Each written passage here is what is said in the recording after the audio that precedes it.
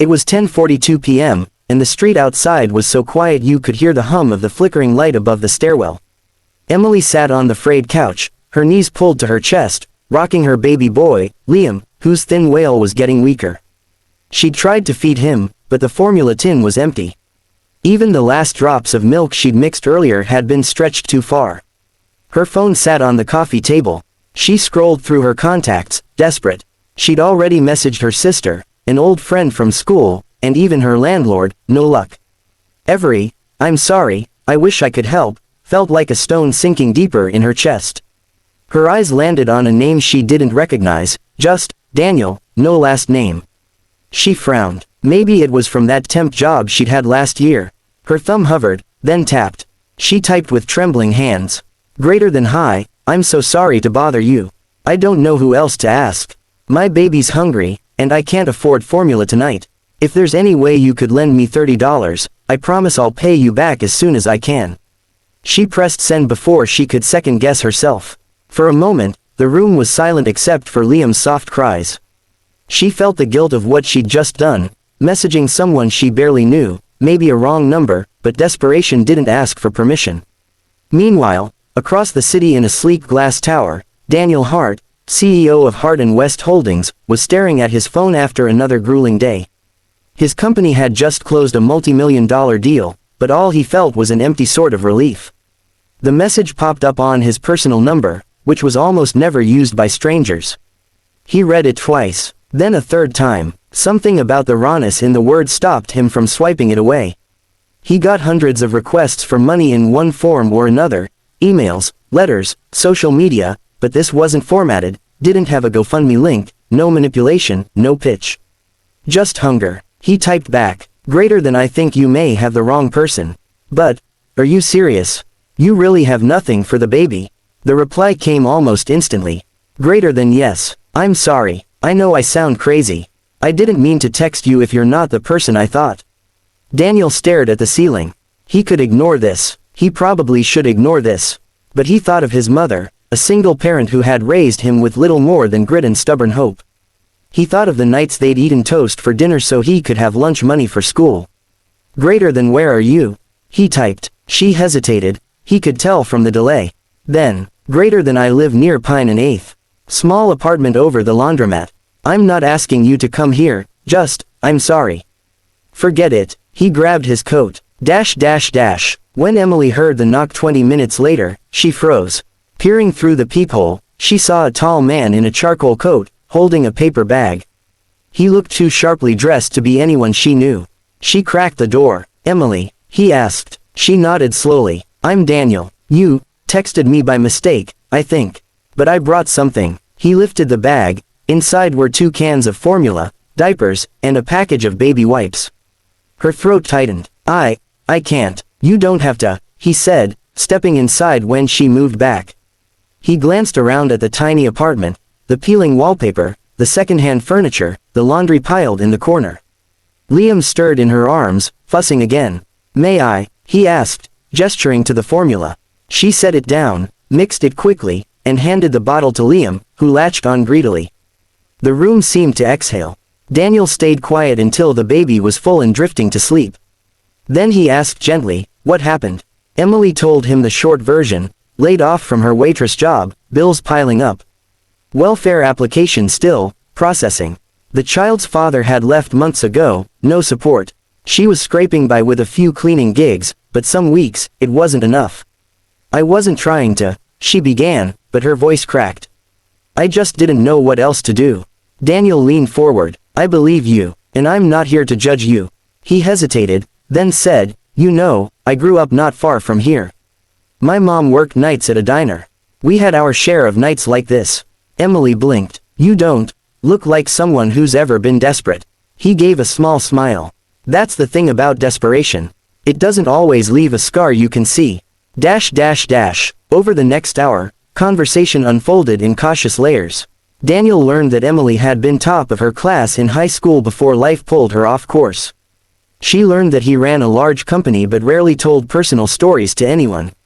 When Daniel finally stood to leave, Emily felt a strange ache, like something fragile had been built in that short time. He handed her a card. This is my direct number. Call me if you need help.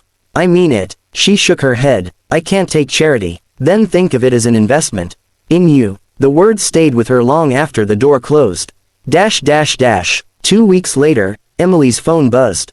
Greater than, are you free tomorrow at 10? I have something I'd like to discuss. The next morning, she found herself in the polished lobby of Hardin West Holdings, wearing her best thrift store blouse. She was led to a corner office with a panoramic view. Daniel rose from behind the desk. Emily, I've been thinking. You're sharp, resourceful, and you don't give up easily. Those are qualities I look for in my employees. Her heart stuttered. Are you offering me a job? He nodded. Entry level, admin work. But steady pay, benefits. It's yours if you want it. Tears blurred her vision. I don't know what to say. Say yes. Months passed. Emily learned fast, working harder than anyone expected. Liam grew stronger, healthier. One evening, she found herself in Daniel's office again, not because she needed help, but because she'd been promoted to project coordinator. She set down a thank you card and a small tin of cookies she'd baked. For everything, she said softly. Daniel shook his head. You did this. I just opened a door. As she left, Emily thought about the night she'd sent that text, the wrong number that turned out to be exactly the right one. The baby's cries had shifted from soft fussing to a ragged, desperate wail. Emily sat on the edge of her couch, knees trembling, her hands pressed against her temples. The clock on the wall glowed 10:42 p.m. and the shadows in the small apartment stretched long and sharp. She had already searched the cupboards twice, though she knew there was nothing. The tin of formula was empty. She tried to stretch the last of it earlier, adding more water than she should, but her son, Liam, had pushed the bottle away after a few gulps. Emily's phone lay on the coffee table, its cracked screen reflecting the light from the lone lamp. She scrolled through her contacts, her sister, her old roommate, the kind neighbor from 2 floors down. Every message she'd sent earlier had been met with some variation of "I'm sorry. I wish I could help." Her thumb paused over a name she didn't remember saving, Daniel. No last name, no context. Maybe someone from that temp job last year. Maybe a wrong number. She stared at it for a moment, her heart pounding. Then, before she could talk herself out of it, she typed. Greater than, hi, I'm so sorry to bother you. I don't know who else to ask. My baby's hungry, and I can't afford formula tonight. If there's any way you could lend me $30, I promise I'll pay you back. Her finger hovered, then tapped send. She immediately regretted it, pressing the phone to her chest. Liam's cries softened into hiccups, his little fists clutching her shirt. Meanwhile, across the city, Daniel Hart, CEO of Hardin West Holdings, was reviewing contracts in his corner office. The skyline glimmered beyond the glass, but his focus was on the numbers in front of him, numbers with too many zeros to feel real. When his phone buzzed, he glanced at the screen, expecting a message from a colleague. Instead, he saw Emily's words. He read them twice. Then again, he received plenty of requests for money through official channels, but those were polished proposals or carefully written pleas. This wasn't that. There was no link, no sob story with photographs. Just a few raw, unguarded sentences. He replied, greater than, I think you might have the wrong number. But, are you serious? You really have nothing for your baby? A minute passed. Then, greater than, yes, I'm sorry. I know I shouldn't have messaged you. Daniel stared at the reply. He could delete the thread and move on.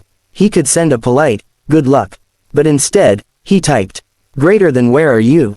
When the knock came 20 minutes later, Emily froze. She looked through the peephole and saw a tall man in a charcoal coat, holding a paper bag. He didn't look like anyone from her neighborhood.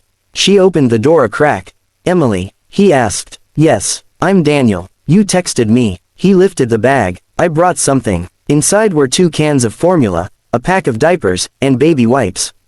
Emily's eyes burned. I can't. You don't have to, he said simply, stepping inside when she moved aside. He noticed the peeling wallpaper, the sagging couch, the laundry basket in the corner. Liam whimpered softly, and Daniel's gaze softened. Let's get him fed, he said. Minutes later, Liam was drinking from the bottle, his tiny hands gripping Emily's fingers. The sound of his contented swallowing was almost enough to make her cry. When he finished, Daniel asked gently, what happened? Emily told him the bare facts, job loss, bills piling up, no child support, waiting for welfare approval. I wasn't trying to scam anyone, she said quickly. I just didn't know what else to do. Daniel nodded slowly. I believe you. Part 2 The offer. They spoke for nearly an hour. Emily learned that Daniel had grown up not far from her neighborhood, raised by a single mother who'd worked nights at a diner. You don't look like someone who's ever had to worry about money, Emily said.